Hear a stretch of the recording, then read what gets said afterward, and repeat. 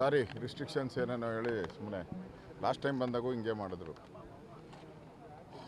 ಇವತ್ತು ನಾನು ನಮ್ಮ ಛಲವಾದಿ ನಾರಾಯಣ ಸ್ವಾಮಿಯವರು, ನಮ್ಮ ಎಲ್ಲ ಪ್ರಮುಖರು, ನಮ್ಮ ಮೈಸೂರು MLA ಅವರು, ಶ್ರೀವಾಸ್ತವ ಅವರು, ನಮ್ಮೆಲ್ಲ ಪ್ರಮುಖ ಲೀಡರ್ಸ್ ಎಲ್ಲ ನಾವು ಬಂದಿರೋ ಅಂಥದ್ದು. DK ಶಿವಕುಮಾರ್ ಮುಖ್ಯಮಂತ್ರಿಯಾಗಿ ಇವತ್ತಿಗೆ 1 ತಿಂಗಳು ತುಂಬಿದೆ, 30 ದಿನ ತುಂಬಿದೆ. ಎಲ್ಲ ಡ್ಯಾಮು, ಕರ್ನಾಟಕದಲ್ಲಿರುವಂಥ ಎಲ್ಲ ಡ್ಯಾಮ್ಗಳೂ ಕೂಡ ಖಾಲಿ.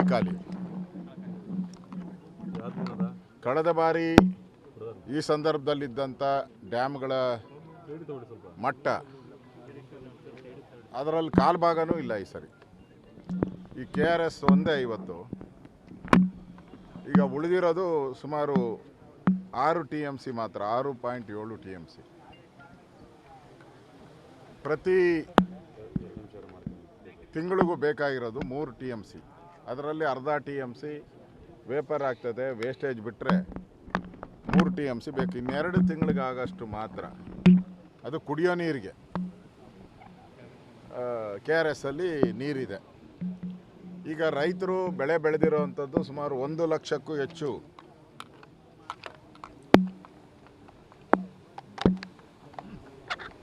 ಕಬ್ಬು ಇರ್ಬೋದು, ಬೇರೆ ಬೇರೆ ಬೆಳೆಗಳಿರ್ಬೋದು. ಅದು 1 ಲಕ್ಷ ಎಕರೆಗಿಂತೂ ಹೆಚ್ಚು ಬೆಳೆ ಬೆಳೆದಿದ್ದಾರೆ.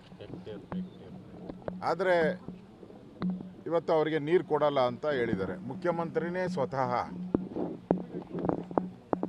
ಯಾರು ಬೆಳೆ ಬೆಳಿಬೇಡಿ, ನೀರಿಲ್ಲ ಅನ್ನೋ ಮಾತನ್ನು ಹೇಳಿದ್ದಾರೆ. ಪ್ರಧಾನಿ ನರೇಂದ್ರ ಮೋದಿಯವರು ಯುದ್ಧ ನಡೀತಾ ಇದೆ, ಸ್ವಲ್ಪ ಚಿನ್ನ ಖರೀದಿ ಮಾಡೋದು ಕಡಿಮೆ ಮಾಡಿ ಅಂದಾಗ ಲಬ ಅಂತ ಬಾಯ್ ಬಡ್ಕೊಂಡ್ರು ಈ ಕಾಂಗ್ರೆಸ್ ಅವರು, DK ಶಿವಕುಮಾರ್ ಸೇರಿ. ಈಗ ಮಾತ್ರ ಬೋಧನೆ ಮಾಡ್ತಾ ಇದ್ದಾರೆ ರೈತರಿಗೆ, ನೀವು ನೀರಿಲ್ಲ ಬೆಳೆ ಬೆಳಿಬೇಡಿ ಅಂತ. ತಮಿಳ್ನಾಡಿಗೂ ಹೇಳ್ಬೇಕಾಯ್ತಲ್ಲ ಇವರು, ಧೈರ್ಯ ಇದ್ದಿದ್ರೆ ತಮಿಳ್ನಾಡು ರೈತರಿಗೂ ಹೇಳ್ಬೇಕಾಯ್ತು, ಬೆಳೆ ಬೆಳಿಬೇಡಿ, ನಮ್ಮ ಹತ್ರ ನೀರಿಲ್ಲ ಅಂತ. ಅಲ್ಲಿ ಹೇಳೋಕ್ಕೆ ಧೈರ್ಯ ಇಲ್ಲ. ಅಲ್ಲಿನ ವಿಧಾನಸಭೆಯಲ್ಲಿ ಈಗಾಗಲೇ ರೆಸೊಲ್ಯೂಷನ್ ಮಾಡಿದ್ದಾರೆ, ಮೇಕೆದಾಟುಗೆ ನಾವು ಯಾವುದೇ ಕಾರಣಕ್ಕೂ ಅನುಮತಿ ಕೊಡಲ್ಲ.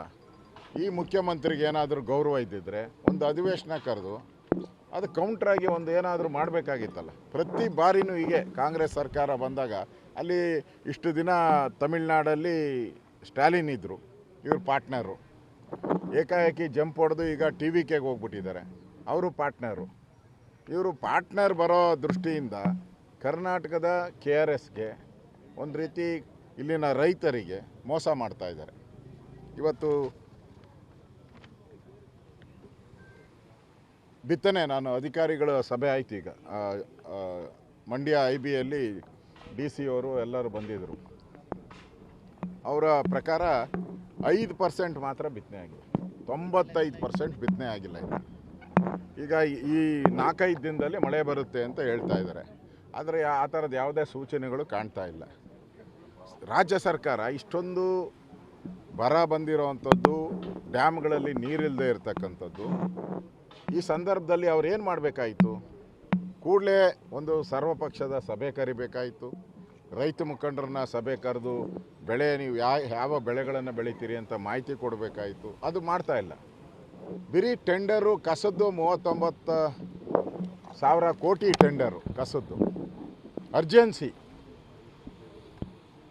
ಟನಲ್ ರೋಡ್ದು ಅರ್ಜೆನ್ಸಿ ಟೆಂಡರ್ಗಳು ಕರೆಯುವಂಥ ಸರ್ಕಾರನೇ ಹೊರತು ಇಲ್ಲಿ ಮಳೆ ಇಲ್ಲ, ಡ್ಯಾಮ್ಗಳು ಖಾಲಿ ಆಗ್ತಾ ಇದೆ, ಕುಡಿಯೋ ನೀರಿಗೆ ಏನು ಮಾಡಬೇಕು, ಬರ ಬಂದರೆ ಹೇಗೆ ಎದುರಿಸ್ಬೇಕು, ಅದಕ್ಕೆ ಸಭೆ ಏನು ಮಾಡಬೇಕು, ಏನೂ ಇಲ್ಲ ಇದುವರೆಗೂ. ಟೆಂಡರ್ಗಳು ಮಾಡೋಕ್ಕೆ ತೋರ್ತಾ ಇರೋವಂಥ ಇಂಟ್ರೆಸ್ಟು ಈ ಮಳೆ ಸಂದರ್ಭದಲ್ಲಿ ಏನು ಬಿತ್ತನೆ, ಮೋಡ ಬಿತ್ತನೆ ಮಾಡಬೇಕಾ, ಏನು ಯೋಚನೆನೇ ಇಲ್ಲ. ಸಭೆನೇ ಕರೆದಿಲ್ಲ, ಯಾವುದನ್ನು ಕೂಡ ಸಭೆನೇ ಕರೆದಿಲ್ಲ. ಇಂಥ ಕೆಟ್ಟ ಸರ್ಕಾರವನ್ನು ಯಾವತ್ತೂ ನಾವು ನೋಡೋಕ್ಕೆ ಸಾಧ್ಯ. ಏನೋ ಹೊಸ ಸರ್ಕಾರ ಬಂದಿದೆ ಅಂತ 1 ತಿಂಗಳಾಯಿತು, ಏನಾದರೂ ಬದಲಾವಣೆ ಕರ್ನಾಟಕದಲ್ಲಿ ಇದೆಯಾ? ಏನೂ ಇಲ್ಲ. ಅದೇ ಲಂಚ, ಅದೇ ನಿರಾಸಕ್ತಿ. ಕೃಷಿ ಸಚಿವರಿಲ್ಲ, ಕ್ಯಾಬಿನೆಟ್ ಇನ್ನೂ ಫುಲ್ಫಿಲ್ ಆಗಿಲ್ಲ, ಕ್ಯಾಬಿನೆಟ್ಟು ಮಾಡ್ತಾ ಇಲ್ಲ. ಪೇಮೆಂಟ್ ಕ್ಯಾಬಿನೆಟ್ ಕಾಯ್ತಾ ಇದ್ದಾರೆ ಇವರೆಲ್ಲ. ಕ್ಯಾಬಿನೆಟ್ ಮಾಡದೆ ಡಿಲೇ ಮಾಡ್ತಾಯಿದ್ದು, ಬಂದು 15 ದಿನದಲ್ಲೇ ಮಾಡ್ತೀನಿ ಅಂದರು, ಈಗ ಮಾಡ್ತಾ ಇಲ್ಲ. ಏನು ಪೇಮೆಂಟ್, ಏನೋ ಡೆಲ್ಲಿಯವ್ರು ಪೇಮೆಂಟ್ ಕೇಳ್ತಾ ಇದ್ದಾರೆ. ಅದರಿಂದ ಇಲ್ಲಿ ಪಕ್ಕ ಡೌಟೇ ಇಟ್ಕೊಂಬೇಡ, ಯಾರೂ ಡೌಟು, ರಾಜ್ಯದ ಜನತೆಗೆ ಯಾರಿಗೂ ಡೌಟ್ ಇಲ್ಲ. ಇಲ್ಲಾಂದರೆ ಡಿಲೇ ಯಾಕೆ ಮಾಡ್ತಾಯಿದ್ರಿ? ಫಸ್ಟ್ ಫೇಸಲ್ಲೇ ಮಾಡಬೇಕಾಯ್ತು, ಅಥವಾ ಆಗಿದ್ದು ಒಂದು ವಾರದಲ್ಲೇ ಮಾಡಬೇಕಾಯ್ತು. ಈಗ ಬರ ಬಂದಿದೆ, ಇದರ ಸನ್ನಿವೇಶನ ನಿಭಾಯಿಸ್ಬೇಕಲ್ಲ. ಕೃಷಿ ಸಚಿವರು ಬೇಕು, ಬೇರೆ ಬೇರೆ RDPR ಎಲ್ಲ ಸಚಿವರುಗಳು ಯಾರು ಖಾಲಿ ಅಲ್ಲ, ಎಲ್ಲ ಇದು ಜಿಲ್ಲೆಗಳಿಗೆ ಹೋಗಿ ಬರದ ಅಧ್ಯಯನ ಮಾಡಬೇಕು. ಮಂತ್ರಿಗಳಿಲ್ಲ, ಅಧಿಕಾರಿಗಳ ನಿರಾಸಕ್ತಿಯಾಗಿದೆ. ಅದರಿಂದ ಈ DK ಶಿವಕುಮಾರ್ ಸರ್ಕಾರ ಬಂದು 1 ತಿಂಗಳಾದ್ರೂ ಏನು ಕೆಲಸ ಮಾಡದೆ ಆದಾಯ ಎಲ್ಲಿ ಬರುತ್ತೆ? ಡೆಲ್ಲಿಗೆ ಹಣ ಕಳ್ಸೋಕ್ಕೆ ATM ಮಾಡ್ಕೊಂಡಿದ್ದಾರೆ ಡೆಲ್ಲಿಯವರು, ಅದರ ಕಡೆ ಇಂಟ್ರೆಸ್ಟ್ ತೋರಿಸ್ತಾ ಇದ್ದಾರೆ ಹೊತ್ತು ಇಲ್ಲಿ ಕಷ್ಟದಲ್ಲಿರೋವಂಥ ರೈತರಿಗೆ ಕುಡಿಯೋ ನೀರಿಗೆ ಹಾಹಾಕಾರ ಆಗ್ತಾ ಇದೆ. ಅದರ ಬಗ್ಗೆ ಗಮನ ಹರಿಸ್ತಾ ಇದೆ. ಬೆಳೆಗಳಿಗೆ ನೀರಿಲ್ಲ, ಒಂದು ಕಡೆ ಕೊಡಲ್ಲ ಅಂತ ಹೇಳ್ತಾರೆ, ಜೊತೆಗೆ ಬೆಳೆನೂ ಹಾಕಕ್ಕಾಗಿಲ್ಲ ಸರ್. ಇಂಥ ಪರಿಸ್ಥಿತಿಯಲ್ಲಿ ಬೆಳೆಗೆ ನೀರು ಕೊಡಲ್ಲ ಅಂತ ಹೇಳ್ತಾರೆ, ಆದರೆ ಪರಿಹಾರ ಹಣ ಕೊಡ್ತಾ ಇಲ್ಲ. ಈಗ DK ಶಿವಕುಮಾರ್ ಅವರು ಮೊನ್ನೆ ಪ್ರೆಸ್ ಮೀಟ್ ಹೇಳಿದ್ದಾರೆ, ಯಾರು ಬೆಳೆ ಬೆಳಿಬೇಡಿ ಅಂತ. ಮತ್ತು ಏನು ಕಳೆಕಾಯಿ ತಿನ್ನಬೇಕಾ? ಬೆಳೆ ಬೆಳಿಬೇಡಿ ಅಂದರೆ ನೀವು ಆಲ್ಟರ್ನೇಟಿವ್ ಹೇಳಬೇಕು ರೈತರಿಗೆ. ನೀವು ಬೆಳೆ ಬೆಳಿಬೇಡಿ, ನಾವು ಪರಿಹಾರ ಕೊಡ್ತೀರಿ, ನಿಮಗೆ ಆ ವರ್ಷಕ್ಕೆ ಏನು ಲಾಸ್ ಆಗ್ತಾಯಿದ್ದೋ ಆ ದುಡ್ಡನ್ನು ನಾವು ಕಟ್ಕೊಡ್ತೀರಿ ಅಂತ ಹೇಳಬೇಕಾಯ್ತು. ಹಿಂದೆ ನಮ್ಮ ಸರ್ಕಾರ ರಾಗಿ ಬಿತ್ತನೆ ಮಾಡಿ ಅಂತ ಹೇಳ್ತಿದ್ದಾರೆ, ಬದಲಿ ಬೆಳೆ ಬೆಳೀರಿ. ಮಳೆನೇ ಬರ್ತಾ ಇಲ್ಲಲ್ಲ, ಬದಲಿ ಬೆಳೆಯೋಕ್ಕೆ ಇಷ್ಟೊತ್ತಿಗಾಗಲೇ ರಾಗಿ ಶುರು ಮಾಡಬೇಕಾಯ್ತು, ಭತ್ತ ನಾಟಿ ಹಾಕಬೇಕಾಯ್ತು. ಬಿಡಿ, ಮಳೆ ಬಂದಿಲ್ಲ, ಭತ್ತ ಬೇಡ, ಬೇರೆ ಬೇರೆ ಉದ್ದು ಹಾಕಿದ್ದಾರೆ. 5% ಉದ್ದು ಇದೆ, ಯಾವುದು ಅದಕ್ಕೂ ನೀರಿಲ್ಲಲ್ಲ. ಮೋಡ ಬಿತ್ತನೆ ಇದು ಮಾಡ್ತಾರೆ ಸರ್ ನೀವು? ಹಾಂ, ಮಾಡಬೇಕಲ್ಲ ಆಲ್ಟರ್ನೇಟಿವ್, ಏನಾನ ಯೋಚನೆ ಮಾಡಬೇಕಲ್ಲ. ಮಳೆ ಇದು ಕೈ ಕೊಡ್ತಾ ಇರೋದ್ರಿಂದ ಆಲ್ಟರ್ನೇಟಿವ್ ಏನು ಯೋಚನೆನೇ ಇಲ್ಲ. ನೋಡಿ, ಈಗ ಕಬ್ಬುದು 12 ತಿಂಗಳಾಗಿರೋ ಕಬ್ಬು ಹೆಂಗೋ ಕಟಾವು ಮಾಡ್ಕೊಬೋದು, 11 ತಿಂಗಳಾಗಿರೋದು ಕಟಾವು ಮಾಡ್ಬೋದು. ಉಳಿದಿದ್ದೆಲ್ಲ ಮಾಡೋಕ್ಕಾಗೋದೇ ಇಲ್ಲ, ಕಟಾವು ಮಾಡೋಕ್ಕಾಗೋದೇ ಇಲ್ಲ. ಸರ್ಕಾರ ಹೇಳ್ಬೇಕಲ್ಲ. ನೀವು ರೈತರಿಗೆ ಏನಕ್ಕೆ ಕೊಡಬೇಕಾಯ್ತು? ನೀವು ರೈತರ ಅವ್ರ ಪ್ರೆಸ್ ಮೀಟಲ್ಲಿ ಹೇಳಿದ್ದೇನು? ಯಾರು ಬೆಳೆ ಬೆಳಿಬೇಡಿ, ನೀರಿಲ್ಲ ಅಂತ ಹೇಳಿದ್ರು. ಅದ್ರ ಜೊತೆಯಲ್ಲಿ ಅವ್ರು ಏನು ಹೇಳಬೇಕಾಯ್ತು? ರೈತರ ಜೊತೆ ನಾವಿದ್ದೀರಿ, ರೈತರಿಗೆ ಏನು ಲಾಸ್ ಆಗುತ್ತೋ ಆ ಲಾಸನ್ನು ನಾವು ಕಟ್ಕೊಡ್ತೀರಿ ಅಂತ ಹೇಳಿದ್ರು. ಹಿಂದೆ ಯಡಿಯೂರಪ್ಪನವ್ರ ಸರ್ಕಾರ ಇದ್ದಾಗ ನಾವು ಡಬಲ್ ಕೊಟ್ಟಿದ್ರಿ. NDRF ರೂಲ್ಸ್ ಪ್ರಕಾರ ಏನು ಹಣ ಕೊಡಬೇಕಾಯ್ತು ಅದರ ಡಬಲ್ಲು ತ್ರಿಬಲ್ ಕೊಟ್ಟಿದ್ದೀರಿ. ನಾವು ಕೊಟ್ಟಿದ್ರಿ ಸರ್ ಹೆಕ್ಟರ್ಗೆ 18,000 28,000ವರೆಗೂ ನಾವು ಕೊಟ್ಟಿದ್ರಿ ಎಕರೆಗೆ. ಈಗ ಎಷ್ಟು ಕೊಡ್ಬೇಕು? ಈಗಲೂ ಈಗ ಆ ಕಾಲ ಹೋಯ್ತಲ್ಲ, ನಾನು ಹೇಳ್ತಾ ಇರೋದು 2010 ಆ ಕಾಲ ಹೋಯ್ತಲ್ಲ. ಈಗ 50,000 ರೂಪಾಯಿ ಕೊಡಬೇಕು ಎಕರೆಗೆ. 50,000 ರೂಪಾಯಿ ಪರಿಹಾರವನ್ನು ಯಾವ್ಯಾವ ರೈತರು ಬೆಳೆ ಬೆಳೆಯೋಕ್ಕಾಗಿಲ್ಲ, ಅರ್ಧ ನಿಂತಿದೆ, ಅವ್ರಿಗೆಲ್ಲ ಪರಿಹಾರವನ್ನು ಕೊಡಬೇಕು ಅನ್ನೋ ಆಗ್ರಹವನ್ನು BJP ಮಾಡ್ತೈತೆ. ಅವ್ರು ಕೇಳ್ಬೋದು, ನಾವು ಕೊಟ್ಟಿದ್ದೀರಿ, ಕೊಡಿ ಅಂತ ನಾವು ಹೇಳ್ತಾ ಇದ್ದೀರಿ. ನನಗನ್ಸ್ತೈತೆ ಈಗ ನಾವು ಡ್ಯಾಮು ಕೆಳಗಡೆ ಎಲ್ಲ ಇಳಿದು ಹೋಗಿದ್ರಿ, ಅಲ್ಲಿ ನೋಡಿದ್ರಿ, ಅಲ್ಲಿ ಆ ಥರದ್ದು ಏನು ಲಕ್ಷಣ ಕಾಣ್ತಾ ಇಲ್ಲ. ಒಳ ಅರಿವು ಕೂಡ ಕಡಿಮೆ ಇದೆ. ಈಗ ಒಳ್ಳೆ 9,000 ಕ್ಯೂಸೆಕ್ಸ್ ಏನೋ ಇದೆ, 900 ಕ್ಯೂಸೆಕ್ಸ್ ಇದೆ.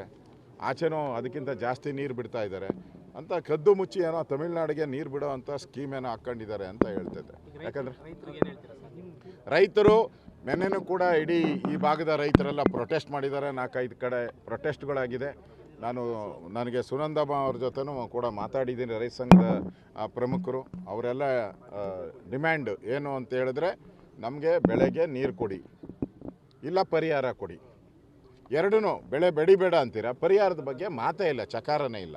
ಅದಕ್ಕೆ ನಾನು ರಾಜ್ಯ ಸರ್ಕಾರ ಕೇಳ್ತಾ ಇದ್ದೀನಿ. ಕೂಡಲೇ ನಾನು ನೆನ್ನೆನೂ ಕೂಡ ಪ್ರೆಸ್ ಮೀಟಲ್ಲಿ ಹೇಳಿದ್ದೀನಿ, ಮೊನ್ನೆ ಮಾಡಿ ಸಜೆಷನ್ಸ್ ಕೊಟ್ಟಿದ್ದೀನಿ ಏನೇನು ಮಾಡಬೇಕು ಅಂತ. ಇಮಿಡಿಯೇಟಾಗಿ ರೈತ ಸಂಘದ ಜೊತೆ, ರೈತರ ಮುಖಂಡರ ಜೊತೆ ಕರೆದು ಮಾತಾಡಿ ಪರಿಹಾರ ಎಷ್ಟು ಕೊಡ್ತೀನಿ ಅಂತ ಘೋಷಣೆ ಮಾಡಿ, ಪರಿಹಾರ ಕೊಡ್ತೀನಿ, ನೀವು ಸಮಾಧಾನದಿರಿ ಅಂತ. ರೈತರ ಕೆಣಕ ವ್ಯವಸ್ಥೆಯನ್ನು ಈ ಸರ್ಕಾರ ಮಾಡ್ತಾ ಇದೆ. ಬೆಳೆ ಬೆಳಿಬೇಡಿ ಅಂತ ಕೆಣಕ್ತಾ ಇದ್ದಾರೆ. ಅದ್ರ ಬದಲಾಗಿ ಪರಿಹಾರ ಕೊಡ್ತೀರಿ ಅನ್ನೋ ಮಾತನ್ನು ಸರ್ಕಾರ ಹೇಳ್ಬೇಕು. ಬದುಕಿದ್ರೆ, ಪಾಪರಾಗಿದ್ರೆ ನಮ್ಮಲ್ಲಿ ಹಣ ಇಲ್ಲ, ಪಾಪರಾಗಿದ್ದೀರಿ ಅಂತ ಇಲ್ಲ ಹೇಳ್ಬಿಡಿ ಸರ್ಕಾರ. ಸರ್, ಹಿಂದೆ ಅಂದರೆ ಡ್ಯಾಮಲ್ಲಿ 73 ಅಡಿದಾಗಲೇ ನೀರು ಬಿಟ್ಟಿದ್ರು, ಈಗ 80 ಅಡಿದ ನೀರು ಬಿಡಿ ಅಂತ ಹೇಳ್ತಾರೆ. ನೀವು ಸರ್ಕಾರ ಗಮನ ಸೆಳೆಯುವ ಏನೋ ಪ್ರಯತ್ನ ಮಾಡ್ತೀನಿ ನಾನು 100%. ಅದಕ್ಕೋಸ್ಕರ ನಾವು ಬಂದಿರೋದು, ನಾನು ನಮ್ಮ ಛಲವಾದಿಯವರೆಲ್ಲ ಬಂದಿರೋ ಅಂಥದ್ದು. ಕಾವೇರಿ ನೀರು ನಿರ್ವಹಣಾ ಸಮಿತಿ ಮುಂದೆ ಸರ್ಕಾರ ಹೇಗೆ ಡಿಫೈನ್ ಮಾಡಬೇಕು ಅಂತೇಳಿ ಅವ್ರಾಗಲೇ ನೋಡಿ, ತಮಿಳ್ನಾಡವರು ಮುಂಚೆನೇ ಹಾಕ್ಬಿಟ್ಟಿದ್ದಾರೆ ನಮ್ಗೆ ನೀರು ಕೊಡಿ ಅಂತೇಳಿ. ಆದರೆ ನಮ್ಮ ಸರ್ಕಾರ ಇನ್ನೂ ನಿದ್ದೆಯಿಂದ ಎದ್ದೇ ಇಲ್ಲ ನಮ್ಮ ಸರ್ಕಾರ. ಈಗ ಅಪೀಲ್ ಮಾಡಬೇಕಾಯ್ತಲ್ಲ, ನಮ್ದು ಇಷ್ಟು ಕುಡಿಯೋ ನೀರಿಗೆ ಬರ, ಈಗ ಕುಡಿಯೋ ನೀರಿಗೆ ಆಗ್ತಾ ಇಲ್ಲ. 6 TMC ಮಾತ್ರ ಇರೋದು 2 ತಿಂಗಳು. ಅಷ್ಟೇ. ಆಮೇಲೆ ಏನು, ಮಳೆ ಬರಲಿಲ್ಲ ಅಂದರೆ ಏನು ಪರಿಸ್ಥಿತಿ, ಹೆಂಗೆ ನಿಭಾಯಿಸ್ತೀರ ನೀವು ಸರ್ಕಾರ? ಅದಕ್ಕೆ ಕೂಡಲೇ ಸಭೆ ಕರೀರಿ, ಎಲ್ಲ ಸರ್ವಪಕ್ಷದ ಸಭೆ ಕರೀರಿ, ರೈತರ ಮುಖಂಡರ ಸಭೆ ಕರೀರಿ. ಇಡೀ ನಾನು KRS ಒಂದೇ ಅಲ್ಲ, ಇಡೀ ರಾಜ್ಯದಲ್ಲಿ ಇದೆ ಸಮಸ್ಯೆ. ಇಡೀ ರಾಜ್ಯದಲ್ಲಿ ಈ ಪರಿಸ್ಥಿತಿ ಇದೆ.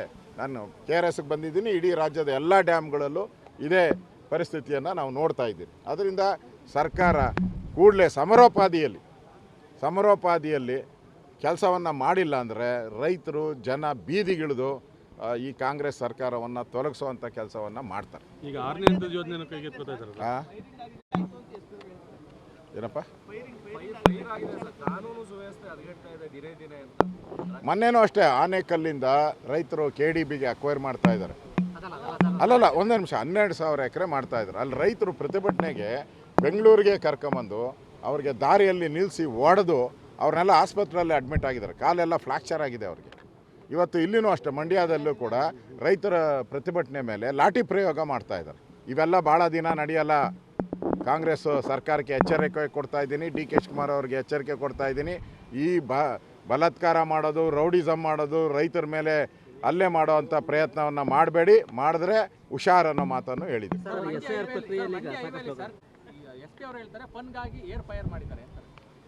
ನೋಡಿ, ಕಾನೂನು ಸುವ್ಯವಸ್ಥೆ ಹಾಳಾಗಿದೆ ಅನ್ನೋದು ಇಡೀ ಜಗತ್ತಿಗೆ ಗೊತ್ತಿದೆ.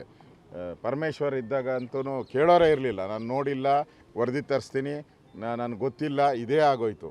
ಈಗ ಹೊಸ ಹೋಮ್ ಮಿನಿಸ್ಟ್ರ್ ಬಂದಿದ್ದಾರೆ, ಅವ್ರಿಗೆ RSS ಬಿಟ್ಟರೆ ಬೇರೆ ಯಾವುದೂ ಇಲ್ಲ. ಇಲಾಖೆ ಬಗ್ಗೆ ಅವ್ರಿಗೆ ಕಿಂಚತ್ತು ಜ್ಞಾನವೂ ಇಲ್ಲ. ಯಾಕಂದರೆ ಹಿಂದೆ RDPR ಮಿನಿಸ್ಟ್ರ್ ಇದ್ದಾರಲ್ಲ, ಒಂದು ದಿನ RDPRದು ಮೀಟಿಂಗ್ ಮಾಡಿಲ್ಲ, ಅಲ್ಲಿ ಅಭಿವೃದ್ಧಿ ಏನು ಮಾಡಿದ್ದೀರಿ ಅಂತ ಹೇಳಿಲ್ಲ. ಸ್ವತಃ ಕಲಬುರಗಿಯಲ್ಲೇ ಅವರ ಶಾಲೆಗಳೆಲ್ಲ ಸೋರುತ್ತಾ ಇರೋ ಶಾಲೆಗಳು ಇದೆ, ಅಲ್ಲೇನು ಮಾಡಲಿಲ್ಲ.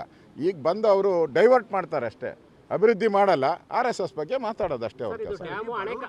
ಶ್ರೀಮಂತರಿಗೊಂದೇ ಎಲ್ಲರೂ ಪ್ರಶ್ನೆ ಇರುವಂಥದ್ದು ಸರ್. ಯಾಕಂದ್ರೆ ಬಡ ಚಾಲಕರ ಮೇಲೆ ಈ ಥರ ಫೈರ್ ಆಗುತ್ತೆ, ಅಡ್ಡ ಹಾಕುವಂಥ ಕೆಲಸ ಆಗುತ್ತೆ, ಈ ರೀತಿ ಸುಲಿಗೆ ಮಾಡುವಂಥ ಕೆಲಸಗಳಾಗುತ್ತೆ. ಇಮಿಡಿಯೇಟಾಗಿ ಯಾರು ಮಾಡಿದಾರೋ ಅವ್ರನ್ನ ಕೂಡಲೇ ಬಂಧಿಸಬೇಕು, ಅವ್ರ ಮೇಲೆ ಕ್ರಮ ಆಗಬೇಕು. ಆಗ್ರಹವನ್ನು ಮಾಡ್ತೀನಿ ನಾನು. ಸರ್, SIR ಬಗ್ಗೆ ಏನು ಹೇಳ್ತೀವಿ ಸರ್? ಈಗ SIR ಉಲ್ಲಂಘನೆ ಮಾಡೋ ಪ್ರಕರಣಗಳು ಜಾಸ್ತಿ ಆಗ್ತಾ ಇದೆ ಸರ್. ಇದು ಡ್ಯಾಮು ಕುಡಿಯೋ ನೀರಿಗೋಸ್ಕರ ಪ್ರಾಮುಖ್ಯತೆ, ಫಸ್ಟ್ ಬೆಳೆಗೋಸ್ಕರನ? ಎರಡೂ, ಮತ್ತೆ ಕುಡಿಯೋ ನೀರು ಬೇಕು, ಬೆಳೆನೂ ಬೇಕು, ಅನ್ನನೂ ಬೇಕು, ನೀರು ಬೇಕು. ಸರ್, 200 ಎಕರೆ ಸರ್ಕಾರಿ ಭೂಮಿನ ಪರಭಾರೆಯಾಗಿದೆ ಅಂತ ಹೇಳಿ ನಿನ್ನೆ ಲೋಕಾಯುಕ್ತ ದಾಳಿ ಮಾಡ್ತಾರೆ. ನಿನ್ನೆ ನ್ಯಾಯಾಂಗ ಬಂಧನ ಕೊಟ್ಟಿದ್ದಾರೆ ಸರ್. ಈಗ ಪದೇ ನಾಗಮಂಗಲ ಆಯಿತು, ಈಗ ಶ್ರೀರಂಗಪಟ್ಟಣ ಆಯಿತು, ಇನ್ನು ಸರ್ಕಾರ ಎಷ್ಟೋ ವ್ಯವಹಾರಗಳಲ್ಲಿ ತೊಡಗಿದೆ ಅಂತ. ಈಗ ಈ ಸರ್ಕಾರ ಬಂದಿರೋದೇ ಮುಖ್ಯಮಂತ್ರಿಗಳು ಅಲ್ಲಿ ಕಮಿಟ್ಮೆಂಟ್ ಆಗಿ ಮುಖ್ಯಮಂತ್ರಿ ಆಗಿರೋದು, ಕೊಡಬೇಕಲ್ಲ ಡೆಲ್ಲಿಗೆ. ಈಗ ಬಿಡದಿ ಪ್ರಾಜೆಕ್ಟ್ ನಡೀತಾ ಇದೆ, ನೀವೆಲ್ಲ ನೋಡ್ತಾ ಇದ್ದೀರ. ಕಳೆದ ಬಿಡದಿಯಲ್ಲಿ 3,500 ಎಕರೆ ಸರ್ಕಾರಿ ಜಮೀನಿತ್ತು. ಈಗ ಏಕಾಏಕಿ ಖಾಲಿಯಾಗಿ 800 ಔಟಿದೆ. ಎಲ್ಲರಿಗೂ ಅದನ್ನು ಬೇರೆ ಹೆಸರಿಗೆ ರಿಜಿಸ್ಟರ್ ಮಾಡಿಬಿಟ್ಟಿದ್ದಾರೆ, ಎಲ್ಲ ಖಾತೆ ಮಾಡಿಬಿಟ್ಟಿದ್ದಾರೆ ಎಲ್ಲ. ಅಂದರೆ ಈ ಸರ್ಕಾರ ಈ ಲಾಬಿ ಪರವಾಗಿ, ಅಂದರೆ ಜಮೀನನ್ನು ಕಬಳಿಕೋ ಅಂಥ ಈ ರಿಯಲ್ ಎಸ್ಟೇಟ್ ಪರವಾಗಿರುವಂಥ ಲಾಬಿ. ಯಾಕಂದರೆ ಸ್ವತಃ DK ಶಿವಕುಮಾರ್ ಹೇಳಿದಾರಲ್ಲ, ನಾನೊಬ್ಬ ಬಿಸ್ನೆಸ್ ಮ್ಯಾನು ಅಂತ ಅವರೇ ಸ್ವತಃ ಹೇಳ್ಬಿಟ್ಟಿದ್ದಾರೆ. ನಂದು ರಾಜಕೀಯ ಅನ್ನೋದು ಒಂಥರ ಹ್ಯಾಬಿ ಅಂತ ಹೇಳಿದ್ದಾರೆ. ಅದರಿಂದ ಇಂಥ ಮುಖ್ಯಮಂತ್ರಿಯಿಂದ ಇನ್ನೇನು ಬಯಸ್ತೀರ ನೀವು? ಅವರ ಲಾಬಿಯಲ್ಲಿದ್ದಾರೆ, ಅವ್ರಿಗೆ ಸಪೋರ್ಟ್ ಮಾಡ್ತಾರೆ ಅಷ್ಟೇ. ನೋಡಿ, ನಾವು ಈಗಾಗಲೇ ನಿನ್ನೆನೂ ಕೂಡ ನಾನು ಮುಖ್ಯ ಚುನಾವಣಾ ಅಧಿಕಾರಿಗಳಿಗೆ ಕರ್ನಾಟಕ ರಾಜ್ಯ ಮತ್ತು ಕೇಂದ್ರಕ್ಕೆ ಪತ್ರವನ್ನು ಬರೆದಿದ್ದೀನಿ. ಮತ್ತು ಎಲ್ಲ ಮಸೀದಿಗಳ ಮುಂದೆ ಟೆಂಟ್ಗಳು ಹಾಕ್ಬಿಟ್ಟು ಅಲ್ಲೇ ಫಾರಮ್ಗಳನ್ನು ಕೊಡ್ತಾ ಇದ್ದಾರೆ. ರೂಲ್ಸ್ ಏನು ಹೇಳ್ತೈತೆ, ಎಲ್ಲರ ಮನೆಗೆ ಹೋಗಿ ಪರಿಶೀಲನೆ ಮಾಡಿ ಅವ್ರಿಗೆ ಅರ್ಜಿ ಕೊಡಬೇಕು. ಅದಾದಮೇಲೆ ಅವರಿಂದ ಅರ್ಜಿಯನ್ನು ವಾಪಸ್ ಪಡೆದು ಅವರು ಒಂದೇ ಕಡೆ ಓಟ್ ಇರಬೇಕು. ಆ ರೀತಿ ವ್ಯವಸ್ಥೆ ಮಾಡು ಅಂತ ಹೇಳಿದ್ರೆ, ಇವರು ಮಸೀದಿಗಳ ಮುಂದೆ, ಏನೋ ಶಾದಿ ಮಹಲ್ಗಳ ಮುಂದೆ ಎಲ್ಲ ಕ್ಯೂ ನಿಲ್ಲಿಸ್ಕೊಂಡು ಮಾಡ್ತಾ ಇದ್ದಾರೆ. ಅಂದರೆ ಇದು ಅಕ್ರಮ ವಲಸಿಗರು ಯಾರಿದ್ದಾರೆ, ಬಾಂಗ್ಲಾದೇಶದವರು, ಪಾಕಿಸ್ತಾನದವರು, ಅವ್ರಿಗೆ ಓಟ್ ಹಾಕ್ತಾರಲ್ಲ, ಅದಕ್ಕೋಸ್ಕರ ನೀವು ಓಟ್ ಮಾಡ್ಕೊಳ್ಳಿ. DK ಶಿವಕುಮಾರ್ ಇನ್ನೊಂದು ಮಾತು ಹೇಳಿದ್ದಾರೆ, ನಿಮ್ಗೇನ ಓಟ್ ಮಾಡಿಸ್ಕೊಂಡಿಲ್ಲ ಅಂದರೆ ನಿಮಗೆ ಎಲ್ಲ ಫ್ರೀ ಬೀಸ್ ಎಲ್ಲ ಕಟ್ ಮಾಡ್ತೀನಿ ಅಂತ ಹೇಳಿದ್ದಾರೆ. ಅಂದರೆ ನೀವೆಲ್ಲ ಇಲ್ಲೇ ರೀ, ಬಾಂಗ್ಲಾದೇಶಕ್ಕೆ ವಾಪಸ್ ಹೋಗಬೇಡಿ ಅನ್ನೋ ಸಂದೇಶವನ್ನು ಕಾಂಗ್ರೆಸ್ ಸರ್ಕಾರ ಕೊಡ್ತಾ ಇದೆ. ಇದು ಹೇಡಿತನದ ಪರಮಾವಧಿ. ಹೆಚ್ಚಿನ ವಿಡಿಯೋಗಳಿಗೆ ಪ್ರತಿಧ್ವನಿ ಯೂಟ್ಯೂಬ್ ಚಾನೆಲ್ ಸಬ್ಸ್ಕ್ರೈಬ್ ಮಾಡಿ, ಬೆಲ್ ಐಕಾನ್ ಕ್ಲಿಕ್ ಮಾಡಿ.